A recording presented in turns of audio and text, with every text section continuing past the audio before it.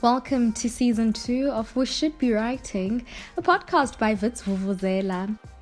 In this episode of The Grind Don't Stop, we look into discussing and exploring the hype and social-cultural effects around hustle culture in South Africa with your hosts, Mhlontlo, Geleba, and Karabo, Mashaba. We've often heard the word hustle being emphasized in hip-hop culture through rap lyrics and even in everyday life on social media platforms, where money, success, and the work that goes into it is romanticized. Where relationships, academics, or our mental health, and even our sleep schedules are made secondary to experience that lifestyle of elitism. This is essentially what hustle culture is: the intense devotion to working and a very strong emphasis on productivity. Here comes the money! Here we go!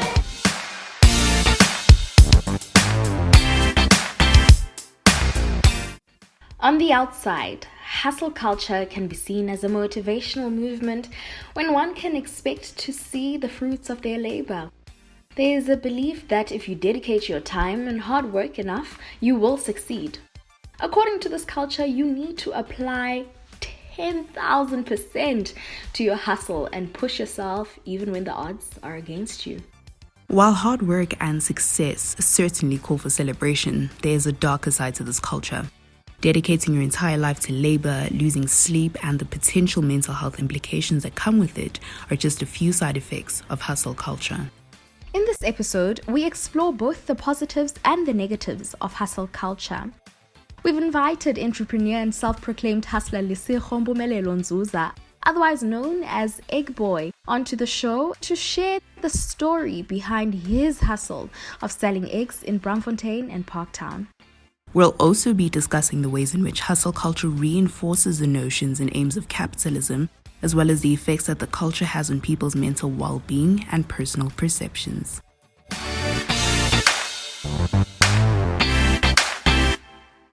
Good afternoon, Lesego, and welcome to the show. Please tell our listeners a bit more about yourself. Hi guys, my name is Lesego Mpumelelo Nzuza.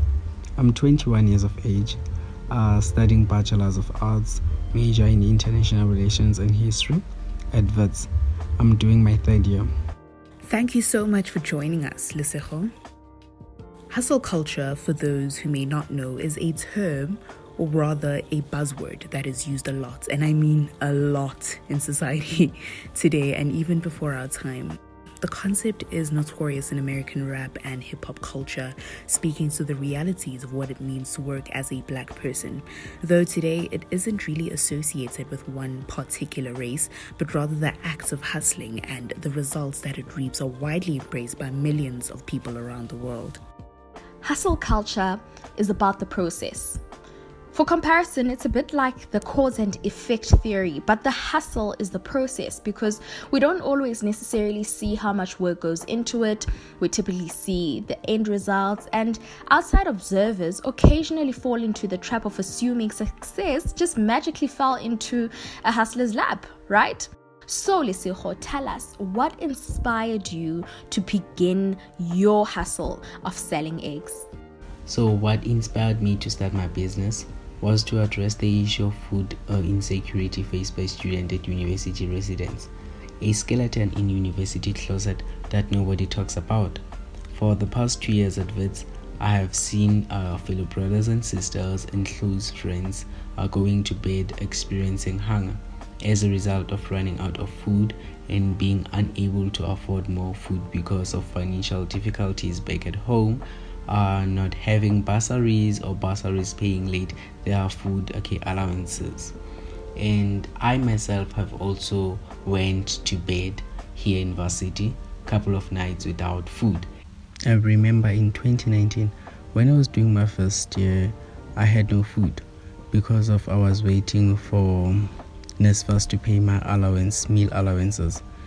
That was heartbreaking because of I didn't know a lot of people then, and I find it so hard to ask my neighbors for food. So I only relied on the packet of noodles that I had at the time. And as the time goes by, I realized that actually, no, I'm not alone in this situation. There are a lot of students, university residents, who actually go to bed without food, who have no idea where to get their next meal. So hence I decided to start my business to fight against hunger that students are faced with, university residents. It's very interesting how you not only identified a gap in the market, but saw a need for change too. Yes, and you may have noticed how hustlers often have to make short-term sacrifices to get ahead in life and pursue their goals, and often, where to best spend their time in order to achieve results and optimize life accordingly. I totally agree with you, Buhle. Hustler mentality goes hand in hand with the saying, if you don't stand for something, you'll fall for anything. Hustlers believe in ideas or visions that are usually bigger than imagined by any ordinary person. Examples of this include helping women around the world break through the glass ceiling and achieve success, or creating a cleaner and more sustainable world, or even selling raw eggs to address food insecurity among students, like our guest does. Hustlers have dreams, and upon identifying these dreams, they then seek out ways to make these dreams come true and leave their marks on the world. We're interested to know why you decided to sell eggs specifically.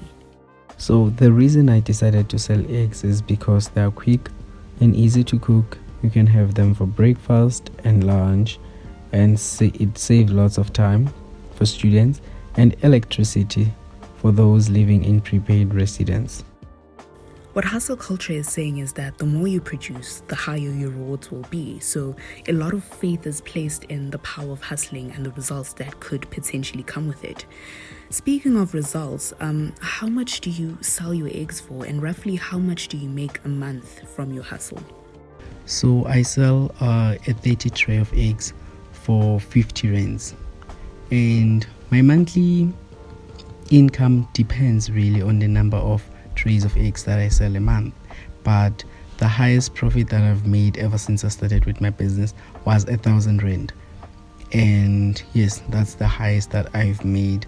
And the minimum I can say it's about 650. Yeah. Thanks for being explicit about the financial aspect of your business. How much of your profits go back into your business, and how much would you say goes towards your basic needs such as food and security? And do you ever splurge on yourself whenever you can? So as I've said before, the money that I make depends on the number of trays of eggs that I sell a month.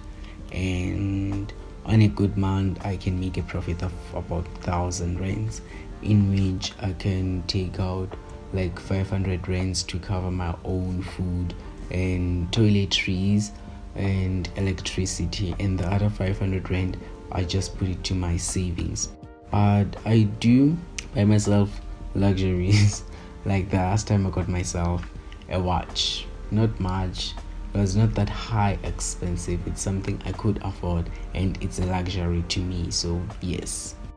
What we are taught through this culture is that the more productive one is, the higher their sense of worth, whether that be financial or in terms of status. But studies have shown that despite our generation living in significantly better conditions than previous generations, this progress has not really improved our overall happiness. It has arguably even worsened levels of happiness, as we are now faced with the added pressure of living up to social media standards, which, as we mentioned earlier, only tend to show the end product and not the hard work or process or how long it takes to become successful.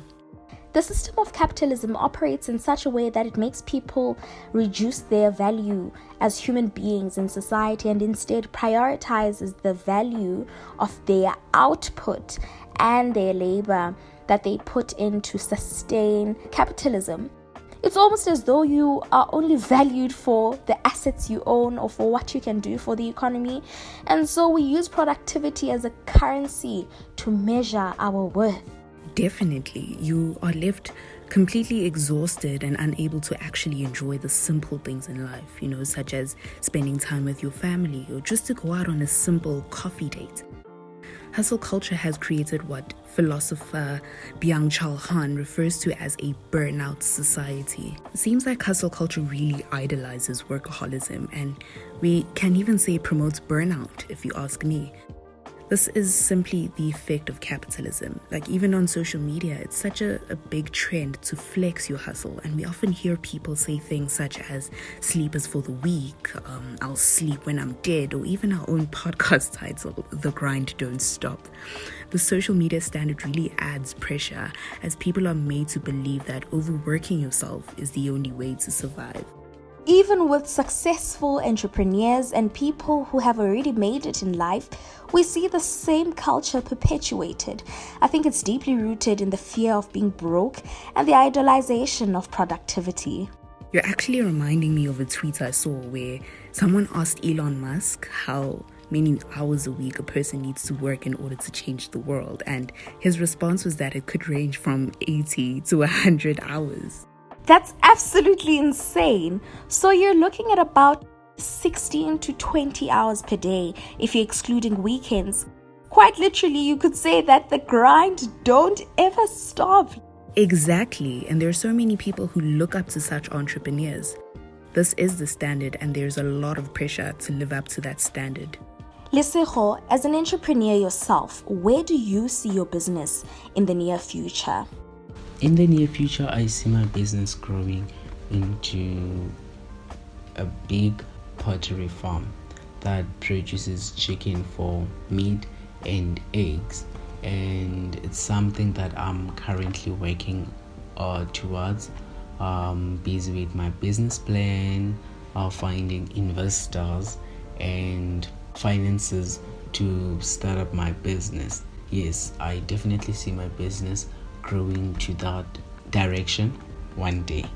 Wow, there's actually so much that goes into the poultry business that actually sparked a whole series of questions in my mind about this. Where do you store your eggs? Who's your supplier? What happens with the extra eggs? I'm so curious. I store my eggs at my kitchen in my residence. So I have my own 2 cupboards. So the other one I use it for my groceries, and the other one I use it to store my eggs. When they arrive, take them out of the box, I wrap them, and then I neatly pack them there so that it's easier for me to just take them out when they are wrapped for distribution. My supplier is Kliptown Egg Wholesaler, which is based in Soweto, and sometimes I call them for deliveries, but I prefer to go in because of deliveries are expensive. I never have extra eggs. I buy a limited number of boxes, and they also fast and quick because of I have orders like every day. I would have like 5 people who ordered eggs the following day, 4, or depending on the number of orders that I get. So I don't get to have extra eggs with me. That's absolutely amazing to not have left extra unsold eggs in the period you have been selling. Research suggests that because hustlers are so passionate about their goals, they tend to hate the status quo. They have a true intolerance for the idea of accepting things as they are. To be told that they cannot make a difference or make change is the equivalent of slapping them in the face. Hustlers refuse to accept the status quo and strive to constantly challenge it. They are often discouraged to pursue their dreams from a young age, considering the words they hear from non-believers, critics, and what we call haters. This is probably why they endure this maliciousness, which often tempers with their mental well-being and self-esteem. This may perpetuate some hustlers' fear of failure, leading them to stick with the conventional route of going to school and finding a job that will cover bills and not necessarily maintain their ideal lifestyle. The way some hustlers have programmed their minds to respond to naysayers and rejection is by taking it all in, remembering it and using it to their advantage. Some people see hustlers as egotistic and very spiteful in their pursuit for success. Poor choices and decisions are made at times as their There's no room for prioritizing sleep, exercise, or even healthy eating, which is needed to stay well and to avoid long-term psychological effects. I hear you, but I think the character is the most essential tool they carry to succeed. Some hustlers are open to the chance of failure and advancing to other unimaginable ways to make it. This includes the willingness to put it all on the line, academics, social life, finances, and pride aside. For example, like when you have to ask for money from peers or even family members. Yo, that was a mouthful of the psychological aspects of hustle culture. Since you are now identified as a poultry man, what do you believe sets you apart from any other poultry man? It's my personality and the ability to work with different personalities and understand customer needs and wants and build a successful brand. I think that's what set me apart, and the fact that I have a close relationship with my customers because of I'm a student, they're students, and I understand their needs more than any other poultry man. So I think that's what set me apart from other poultry men. I'm not sure if it's just me or if some hustlers out there can relate to this, but often when you start hustling, it's really a self-made journey. Your greatest of all times, or goats, who speak about hustling and grinding, always say it begins with the self. But the same goes for your greatest hustlers. As much as it requires the self to get it started, you require a tribe to keep it going. I mean, look at rap stars like Nicki Minaj, Megan Thee Stallion. They have barbs and hotties. They keep it going to sustain the hustle and ultimately keep their dream alive. But remember, they have a team of people who constantly lend extra hands to push and maintain the hustle. So it's not like the celebrities are doing it themselves. I mean, what we see in media make it out to be quite a narcissistic journey sometimes, but if you look at it for what it is, it really isn't. Take award ceremonies, for instance, where often you hear winners glorifying themselves, but they really do shout out to their teams and to their moms, of course. Moms, guys, moms and dads. Shout out to the parents and families who support their kids through their hustle. Lesego, tell us, do you have a team or are you a lone wolf for now? Do you get any assistance from people with your business? At the moment, I don't have a business partner. However, I would love to thank my friends for always assisting me in my business. It's whether through marketing, word of mouth, or advising me on things that I have to improve, and my family for supporting my hustle journey. They've been my biggest pillar of strength. They gave me funds to start my business. They always motivate me and give me the drive to keep pushing to where I want to be. So yes. Managing your hustle by yourself surely sounds hectic.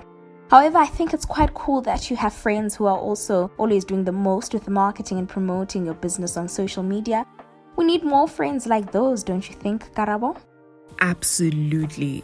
Social media is generally understood to contain platforms where hustlers could easily promote themselves and communicate with clients on a much larger scale. But despite these platforms providing hustlers the opportunity to expand and build more connections, it is easy to be deemed a cloud chaser or annoying salesperson, like Herbalife salespeople, forex traders, brands, and upcoming musicians. Speaking of which, I've also received DMs from multiple accounts about their businesses, which really makes my cyber life a tad uncomfortable. But I sometimes understand that the seemingly flawed decisions some hustlers make is measuring their success according to their peers who have already made it. Focusing on the more positive side of things though, which platform would you say is the best to promote your business, and what kind of content do you produce on there? So the best platform that I use to market my business is Instagram. It's where my target market is at students, and I make sure that I stay active on the app. Post reels, have posters, post my stories daily to keep my page up and running every day. Although I also post posters around student residents, but my biggest platform that I use to promote my business has to be Instagram, because that's where I get lots of my customers from. I also noticed you've been nicknamed Eggboy because you sell eggs, which has obviously given you a form of status as the student who sells eggs. Has this affected your social media growth, and do people come up and recognize you on campus? Eggboy, right? It has given me a form of status. Yes, I totally get that. This has really had a great positive impact to my social media growth. People easily recognize me when I walk around campus, around Braamfontein, and be like, "Hi, Eggboy," and I think that makes me happy that when people see me, they also see my business, and they're able to tell whoever they are with there that hey, that's Eggboy, he's selling eggs, so I'm able to get customers. Yes, I think the word really helps to drive my business, and it's a very great business name. I'm happy with it. This actually sounds a lot like how influencers secure the bag on the net. And that's on period. This reminded me of how hustle culture on social media platforms at times reinforces the idea of progression being measured by the hours hustlers put or show into work. Being active on social media requires hustlers to be cognizant of their responsibility to take care of themselves behind the scenes, otherwise they will burn out. Hustlers and influencers are usually selective with what they post on social media.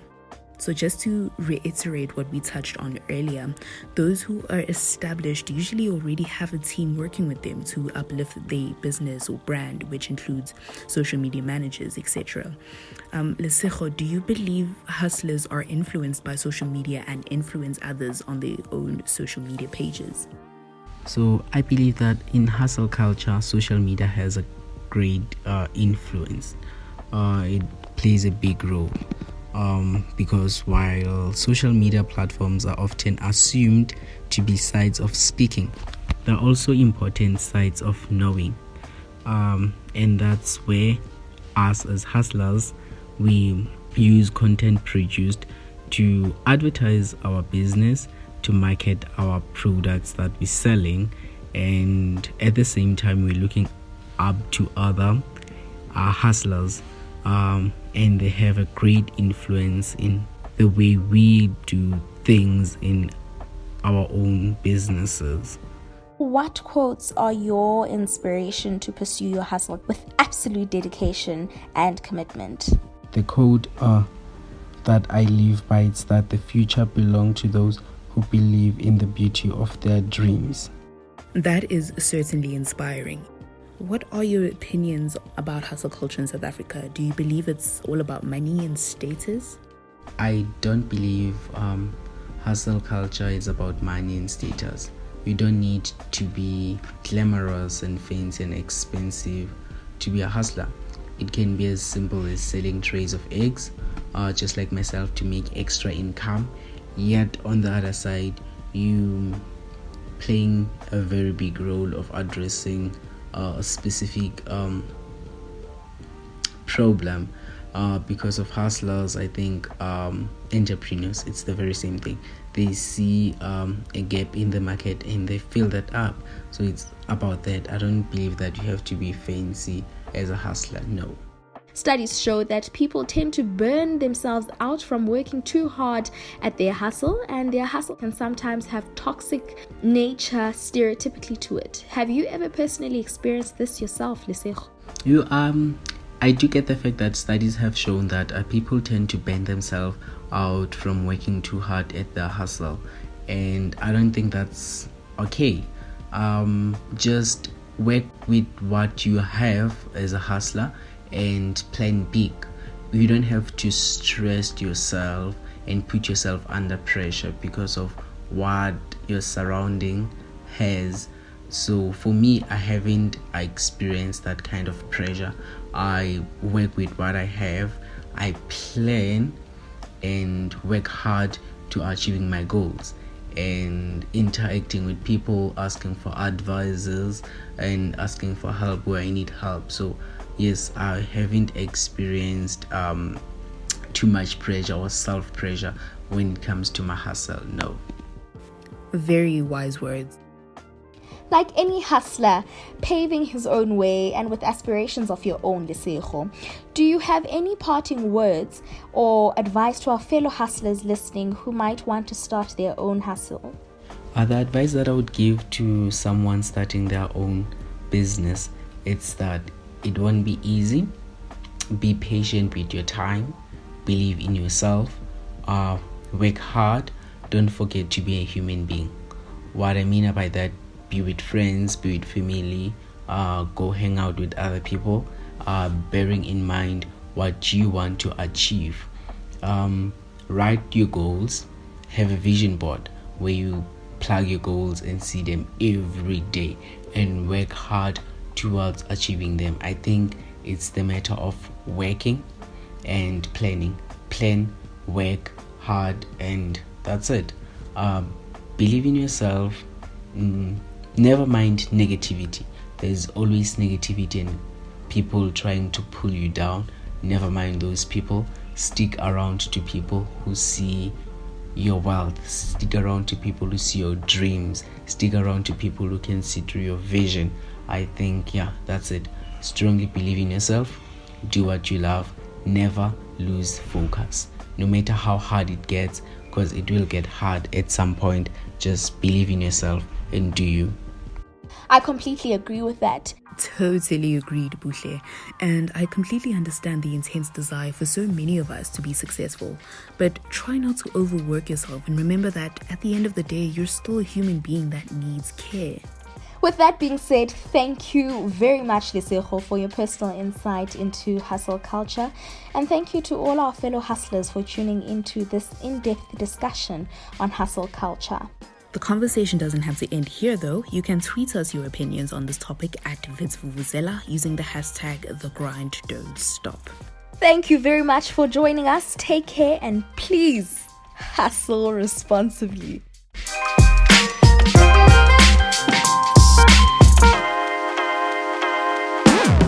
You've been listening to The Grind Don't Stop, an episode of the We Should Be Writing podcast. This podcast is a product of the Honors in Journalism and Media Studies program at Wits University in Johannesburg.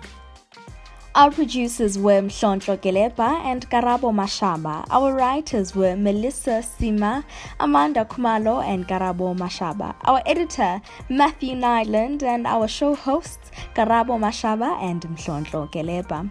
Our theme music was sampled from the Invator Tats Plus YouTube channel, and our graphic design was by Amanda Khumalo and Matthew Nyland. Additional episode music credits and info are available on our Anchor FM page and on our website, witsvuvuzela.com. On all social media, we are at witsvuvuzela.